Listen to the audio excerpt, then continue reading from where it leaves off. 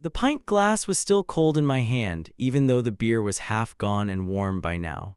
I held it anyway, sweating from the outside, sticky to the touch, while I stared across the booth at Tyler, who was still laughing like nothing had shifted. Like I hadn't just stopped breathing for a second. It was a Thursday night dim-lit bar, half full. The kind of place where the playlist was always 5 years behind and no one cared, but suddenly it felt like every head had turned. They hadn't, of course. Just my ears ringing too loud, heart-thudding, brain stuck on one sentence. Dude, asked him about Carly. Bet he won't though, we all know why.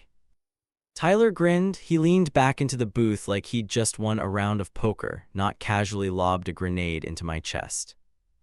Let me rewind. I met Tyler McAllen freshman year of college, dorm mates by pure lottery. He had a mop of dirty blonde curls, too much confidence, and a permanent seat in the back row of every lecture hall. I was quieter, cleaner cut, more intentional. We shouldn't have clicked, but we did, mostly because he made everything easier. Parties, girls, passing Econ 101. And I think for a long time, I mistook easy for trustworthy. Fast forward 7 years, we're both 31 now. Tyler's in sales, predictably. I'm in communications at a nonprofit, less flashy, more stable. We'd kept in touch mostly out of inertia. Monthly drinks. Occasional poker nights with the same circle of college guys we'd half kept, half outgrown. That night it was supposed to be 5 of us, but when Kevin bilayed last minute and Jordan was late, it was just me, Tyler, and Jeremy. And Jeremy, bless him, didn't catch it at first. He was halfway through some story about his new puppy chewing up his girlfriend's shoes. Tyler had been scrolling his phone, bored, until he dropped the Carly comment like it was harmless. Here's the thing. There are secrets people carry because they're scandalous. Affairs, addictions, hidden kids, or stolen money.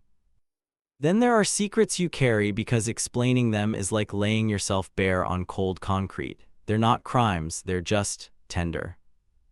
Mine was the second kind. Carly had been my fiancée. We were engaged for 11 months. On the outside it looked fine, pretty even. Matching Instagram smiles, weekend getaways, wedding Pinterest boards, but behind closed doors. Let's just say I stopped recognizing myself. The night I left, I did it quietly. I packed a bag while she was out shopping for linens. I left a letter. I blocked her on everything. The silence wasn't revenge, it was survival. Only a few people knew. Tyler was one of them. He'd driven me to my brother's place that night, stayed up with me while I drank and shook and cried into a throw pillow. And now he was using it as a joke. For what? Jeremy's half-drunken amusement.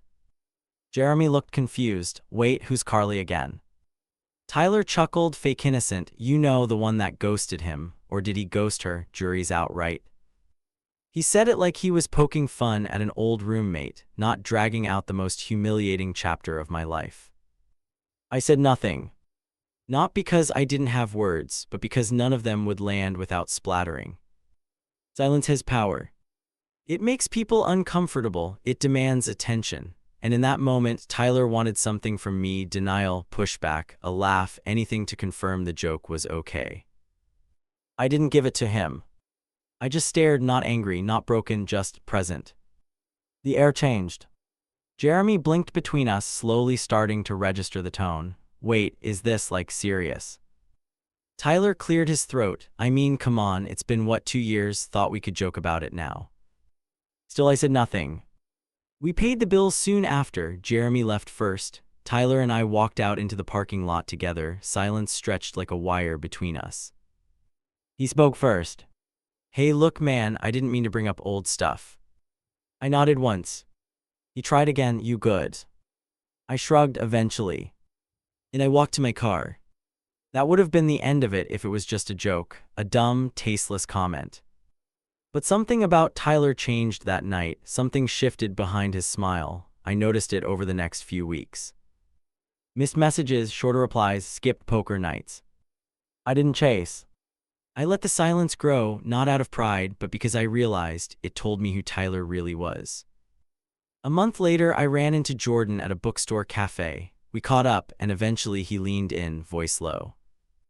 You and Tyler cool? I shrugged, not really talking. He nodded. Yeah, he's been weird, said you're mad over some girl stuff, told us you've been ghosting everyone. I laughed once, not because it was funny, but because it was exactly what Tyler would do, turn silence into suspicion, make sure I looked like the one retreating. "You believe that?" I asked. Jordan sipped his drink. "Nah, not really. You never struck me as the ghosting type." That's when I realized silence didn't just protect me, it revealed other people. Tyler wanted noise, he wanted drama, backlash, proof that his version of events was the dominant one. But I had no interest in performing for him anymore. Still, part of me wasn't done, not out of vengeance, but because sometimes silence isn't just absence, it's pressure. And I was curious what would happen if I let it build. "Are you really not over it yet?" That's what he texted me, not "Hey man, wanna talk," not "Sorry again," just that 7 words, cold as metal. I stared at the screen while waiting in line at the DMV. Rain tapped against the glass outside and some toddler behind me kept kicking the back of the metal bench. My phone buzzed again. "You're acting like I betrayed you or something." I didn't reply. Not because I didn't have anything to say, but because I already had. That night at the bar, in the moment that counted, I'd said everything I needed with one decision: to say nothing, to not bail him out with a joke, to let the discomfort sit. Tyler didn't like sitting with anything, that was his problem.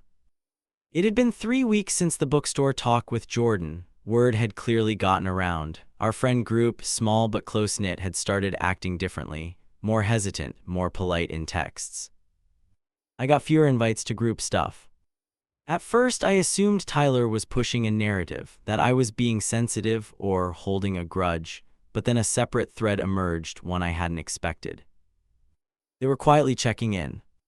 Kevin sent me a reel about quitting toxic friendships, no caption. Darius called out of nowhere just to catch up. He never said Tyler's name once, but the call had that nervous hum underneath. Even Jeremy, the one who'd been there that night, messaged a week later. "Hey man, I didn't know it was that serious. Just wanted to say I'm sorry I didn't speak up, that was messed up." I appreciated it, but I didn't let him off the hook either. "You laughed," he replied after 6 minutes. "Yeah, I did, and I've been thinking about that since." Silence has a funny way of echoing, not just in the moment, but in the days and weeks that follow. People fill in the blanks, they replay things, they wonder what they missed. That was what I wanted now. I wasn't trying to start drama, I didn't post anything online, I didn't call Tyler out in the group chat, I just pulled back. Stopped replying quickly, stopped showing up to things. When asked, I gave short, neutral answers. "Now I'm good. Just been working more. Needed some space." That was all it took, because once silence enters a social group, it spreads. It was 2 weeks later, mid-April, when the poker group finally messaged again. "Kevin, game night this Friday, everyone in." Tyler replied immediately with a thumbs-up emoji. Jordan added a beer gif. Darius said he'd bring chips, then. "Kevin again. You in, man?" I waited 20 minutes before responding. "Nah, I got something else." Tyler replied a minute later. "Let me guess, therapy night," face with tears of joy. No one reacted, no likes, no laugh emojis, not even Jeremy. That's when I knew. He was unraveling. Tyler had always been the fun one, the ringleader of the group. His charm came with momentum, get everyone laughing, keep the energy high, and no one stops to notice how much of it's just smoke. But now people were noticing. It wasn't that I'd turned anyone against him. I hadn't. I just stepped out of the room and the temperature changed. A week later, I bumped into Darius at the gym. He gave me a bro hug, then looked at me carefully. "You know he's been calling you bitter behind your back, right?" he said, wiping sweat off his forehead. "Figures. He's spiraling a bit, said you're trying to freeze him out, that this whole thing is about some chick from years ago." I smiled. "That's all he got." Darius shook his head. "He doesn't get it, man, and he's making it worse trying to make it go away with jokes." I nodded. "That's the problem, he thinks everything's a stage."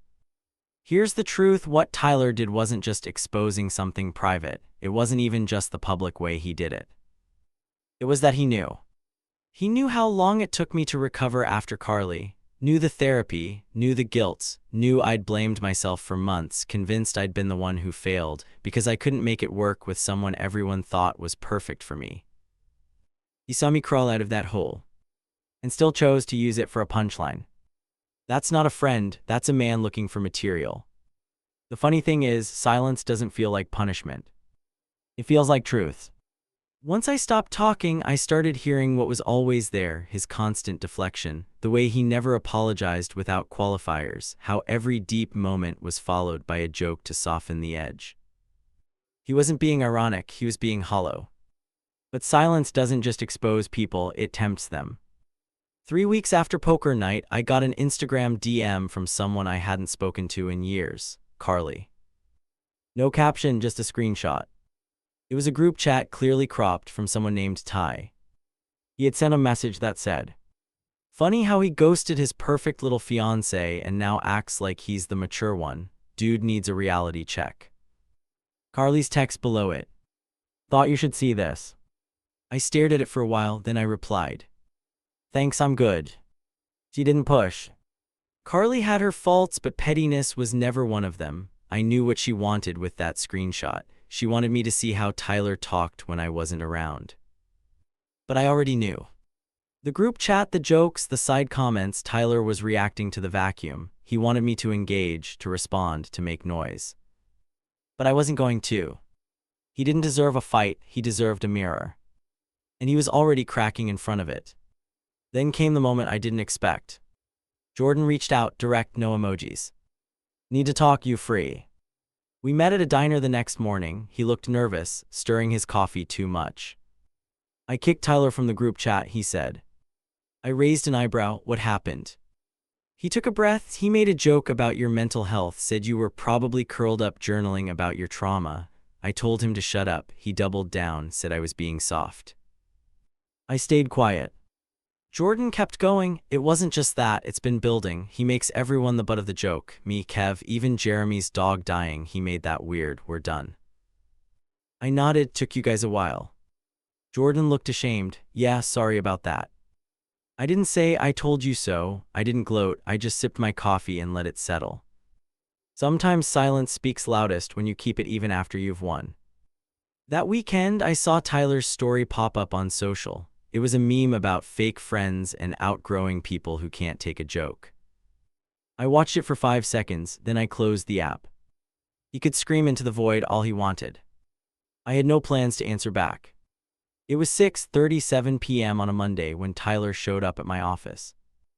Not the office lobby, my actual floor, past reception, past the little reading nook with bean bags no one ever used. He walked right into the open co-working bay like it was college again and found me sipping cold tea from a chipped mug with our nonprofit's logo half scratched off. I heard him before I saw him. His voice, too loud, too confident, cut through the room like a cheap knife. "Hey man, thought I'd stop by." Heads turned, I looked up slowly, confused, and then I saw him grinning, hands in pockets like this was some sitcom entrance. Except no one was laughing. I stood up from my desk, more from instinct than welcome. "Tyler," I said, not warmly. He smirked. "You gonna make me sign in or you got pull around here?" I didn't answer, just walked him toward the glass meeting pod in the back and shut the door behind us. That's when the smile dropped. "I've been calling you," he said, dropping into a chair. "I noticed." He paused. "You've been ghosting me." I stayed standing. "I've been quiet, not the same thing." His knee bounced. He looked like he was trying to decide whether to laugh or get angry. He did neither. Instead, he looked me dead in the eye and asked, "Why are you doing this?" I almost laughed. "Doing what, Tyler? Not entertaining you." He scoffed. "Come on, man, it was one joke." I finally sat, leaned forward. "No, it was one public betrayal after a dozen private confidences. You don't get to hide behind the word joke every time someone calls you out." He looked down, cracked his knuckles, then said, "So this is it, you just cut me off?" "No," I said, "you did that. I just stopped pretending it didn't matter." The silence in that glass pod got dense. He looked older than I remembered, or maybe just more desperate. "I was going through some stuff," he said finally. "I wasn't thinking clearly." I nodded once. "Neither was I back when you drove me to my brother's, back when I cried in your car and trusted you anyway." He winced just slightly. I stood. "You want forgiveness?" He looked up, hopeful. Then do something I've never seen you do, I said. Sit with it. Don't justify, don't spin. Just sit with the fact that you hurt someone who trusted you and it wasn't funny. I walked out. I didn't hear from him for 2 weeks. No texts, no memes, no guilt-trippy emails. It was the longest I'd gone without him in years. And it felt quiet but clean. Then the email came. Subject: an attempt. Body: I was wrong. I weaponized something I should have protected. I joked to dodge my own discomfort. I'm not asking for a second chance. Just wanted to admit it. You deserved better.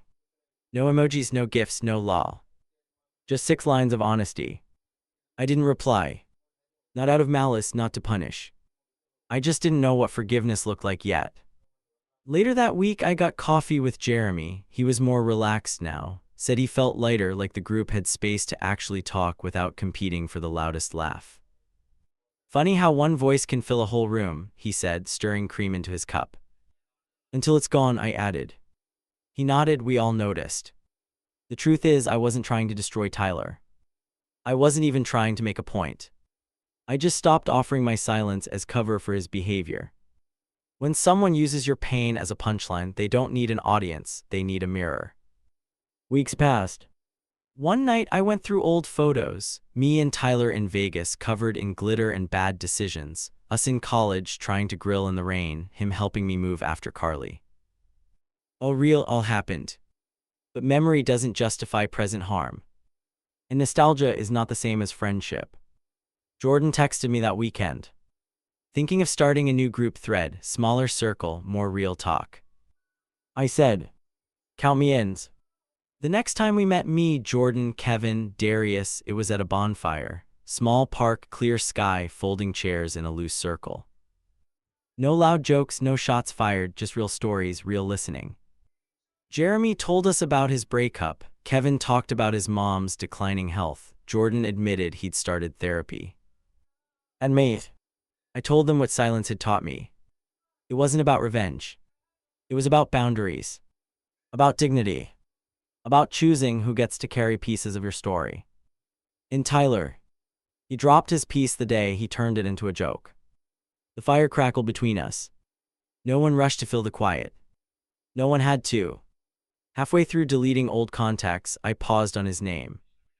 Tyler McAllen. Still listed with a flame emoji from back when we were inseparable idiots burning through weekends and bad decisions. I hovered over the delete button, thumb twitching. Then I set the phone down. Not today. It had been nearly 3 months since the bar incident, longer since I'd stopped trying to explain my silence. The friend group had shifted without formal ceremony. No group vote, no confrontation, just a slow, quiet folding inward into something smaller, sharper, and more honest. But Tyler was still out there, floating on the edge of everything. I saw him pop up occasionally, tagged in someone's story or suggested under people you may know. The algorithm, unlike me, hadn't moved on. Then one morning, something strange happened. He showed up to volunteer. I work in communications at a nonprofit that runs outreach for housing insecure youth, events, job resources, mobile units. We host a quarterly clothing drive, public, open sign-ups, no vetting. And there he was. Clipboard in hand, khakis and a faded polo shirt, standing near the folding tables with a weirdly stiff smile like he wasn't sure if he belonged. I caught sight of him through the side window of our mobile van while restocking hygiene kits. My stomach didn't drop, my chest didn't tighten. It was something quieter than shock, more like curiosity. He was talking to Marta, our volunteer coordinator. She was nodding politely, probably explaining the folding and sorting system. Tyler looked like he was trying hard to be agreeable. I slid the van door shut and went back to my station. An hour later, he found me. Hands in pockets, shoulders hunched just enough to seem human. I didn't come here to talk, he said. I raised an eyebrow, then don't. He smirked, but there was no edge. I just wanted to help. I nodded once, okay. I handed him a bin of donated coats and walked away. He stayed the full shift. Sorted, folded, even helped one of the kids try on shoes. He didn't force conversation, didn't try to be the loudest guy in the room, he just helped. And when it was over, he left without saying goodbye. No theatrics. No pointed glance. Just silence. It would have been easy to believe it was a performance. A guilt-fueled PR stunt. But the second time he showed up, then the third and the fourth, I started to think maybe it was. He never mentioned the past. Never asked to talk it out. He just came, worked, left. And over time others noticed. Marta asked one day, "Is he a friend of yours?" I paused. "Used to be." She nodded like that explained enough. "I don't know what he did," she said, handing me a roll of duct tape, "but he seems like he's trying." I didn't respond, but I kept thinking about that word, trying. It's not the same as changing. But it's where changing starts. 3 weeks later, Tyler stayed late after the drive. Everyone else had cleared out. I was wiping down the folding tables when he spoke. "I used to think silence meant I'd won." I didn't look up. "But it's worse than yelling," he added. "It means someone's already made peace without you." Now I looked at him. He looked tired, not just end-of-the-day tired, but deep, real, stripped-down tired, like someone who'd finally stopped pretending they were the main character in every room.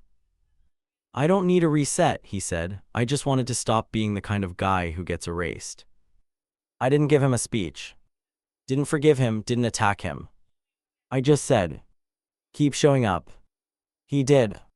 Volunteered, brought supplies, connected us with someone who could donate better shoes, never once tried to reclaim old ground, never once used his good deeds to cash in for absolution. And somewhere in all of that, the silence between us changed. It wasn't punishment anymore. It was space. For him to step forward or stay gone. At our next poker night, smaller now, just me, Jordan, Kevin, and Jeremy, I brought it up. "He's been volunteering with us."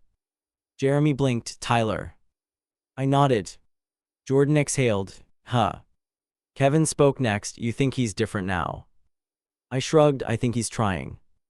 Jeremy leaned back in his chair, trying more than most people do. No one said we should let him back in. No one said we shouldn't. We just let the thought settle, like new air moving through an old room. Tyler never asked to be reinstated. Never pushed his way into the circle again. He just kept doing the quiet work. And one afternoon, during a supply run, I got a text from him. No jokes, no bait. Just a photo. A pair of scuffed black boots, mine from college, ones I'd given him during a move long forgotten. Caption: "Still wear these when I need to remind myself not to be a jackass." I stared at it. Smiled. Didn't reply. Not every friendship ends with a blowout. Some just dissolve like sugar in water, too much stirred in, too little left intact. But every now and then, if the water stills long enough, you can see what's left at the bottom. And sometimes it's still worth something. The mug wasn't chipped anymore. Tyler had glued the handle back together carefully, precisely, and left it in the break room cabinet after the last clothing drive. It was the same nonprofit mug I'd clutched that day he barged into my office, loud and unwanted. Now it sat still, whole again, with a faint line where the fracture used to be. No note, no announcement, just an object set quietly in place, waiting to be noticed. Like him, we never had a moment. No big emotional talk, no apology over beers, no cinematic music swelling under the weight of reconciliation. We had gradual presence. He kept showing up not just to volunteer but to be useful, silent at first, then helpful, eventually welcome. One day Marta said he asked if we could run a coat drive in his neighborhood, offered to coordinate, said it'd be better to start giving closer to where he lives. I just nodded, "Sounds good." She smiled. "You okay with that?" "I think I am." That weekend he showed up early. We were hauling bins to the sidewalk. It was hot, too hot for March, but he didn't complain. He just lifted, sorted, directed traffic. He was talking less these days, in a good way. Listening more. During a break, he handed me a bottle of water and sat on the curb next to me. We watched two kids try on oversized jackets, laughing as the sleeves dragged past their fingertips. Then he said quietly, without turning, "I didn't know what it cost you until you stopped explaining." I didn't answer. Not because I was angry, but because the silence had served its purpose. It wasn't a wall anymore, it was a boundary, and he finally understood it. We sat there for a while. Then he said something I hadn't expected. I had a friend in high school came out to me sophomore year, swore me to secrecy. I kept it for years, then one night at a party, I made a joke, not even about him, just close enough.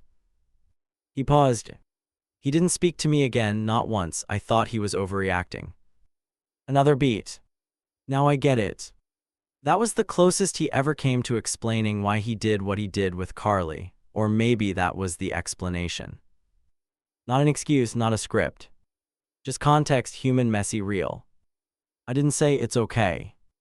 Because it still was. But I said, thank you. And he nodded. Weeks later, Jordan invited us both to a cookout. Low-key, backyard, burgers, beers. Tyler came late, brought a salad no one asked for, wore an old hoodie with grease stains and a nervous smile. He didn't dominate the conversation, didn't crack jokes at anyone's expense, he just existed. And for the first time in a long while, that was enough. At one point, Jordan pulled me aside. You sure about this? I looked over at Tyler, laughing gently at something Jeremy said. Yeah, I said, he's different. Jordan studied me, and you. I'm okay. We never became best friends again, that chapter was closed, and that was fine. Some people don't get to go back to page 1, they just earn the right to show up in the footnotes, quiet, consistent, rewritten by time and choice. That fall, we launched the coat drive in Tyler's neighborhood. He coordinated like it was his job, spread the word, got local sponsors, even convinced the local radio station to cover it. It went better than any drive we'd ever run. At the closing shift, as the sun dipped behind the high school gym and we packed the last folding table into the van, Tyler came over. Held out his hand. I shook it. It wasn't dramatic, just firm, simple. Then he said, "You taught me something I couldn't have learned any other way." I nodded. "You taught yourself." After he left, Marta walked up behind me. "You gonna keep him around?" I thought for a moment. "I'm not keeping or discarding anyone," I said. "He knows where the line is now. He learned what silence means." She grinned. "You ever gonna talk to him about that night?" I smiled back. "I already did. Not with words. Not with revenge. Not with ultimatums. With absence, with dignity, with the weight of a silence that asked, 'Who do you want to be when no one's clapping?' Sometimes people hear that question. And if they're lucky and humble enough, they answer it the right way. He did. If this story moved you, subscribe for more real-life confessions and emotional journeys like this one.